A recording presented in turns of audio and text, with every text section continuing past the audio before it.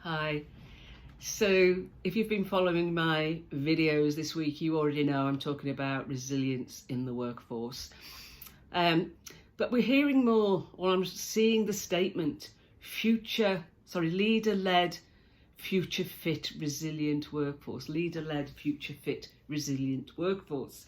And it has to be leader-led. So from an IT perspective, the CIO has to take that lead and build an IT workforce resilient in the face of constant change. Because even despite the change that IT has had to deliver in 2020, the demands on IT for new digital products and services and digital channels and innovation is not going to slow down anytime soon.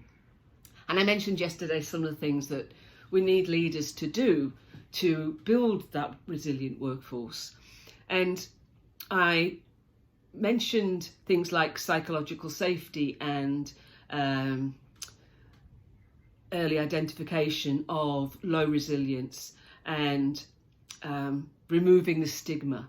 Now, for those of you who follow me, you know that this year I published 2 books, both called Unleash the Resiliator Within.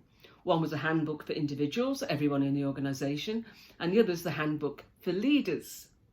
And in each book, there are 20 superpowers. So leaders in organisations have access to 20 superpowers to help them build a resilient workforce, resilient teams and resilient employees. And as I mentioned earlier in the week, the differentiator is that they have the superpowers based on the context in which they found themselves. So the Resiliator, like any superhero, has all these superpowers they can use, but they don't use them all at the same time, and they don't use the same one all of the time. You know, they might use X-ray vision in one situation and changing shape in another context. So just like those superheroes, the Resiliator will pull on the superpowers they need at any point in time. So some of the superpowers they have that will address the things I mentioned yesterday. We have the removalist, who removes the stigma of mental health in the workplace. All the workshops and apps that you can put out there are not going to have any impact if there's still a stigma about mental health and people aren't prepared to talk about it and reach out to each other. So leaders have to remove that stigma by starting the conversation and encouraging the conversation on an ongoing basis. The second superpower is the caretaker. The caretaker provides psychological safety for their teams, where anyone can question, speak up, challenge, speak out. They know their voice is valued. They know their voice will be heard and there's no repercussions for what they are saying. So the caretaker creates psychological safety.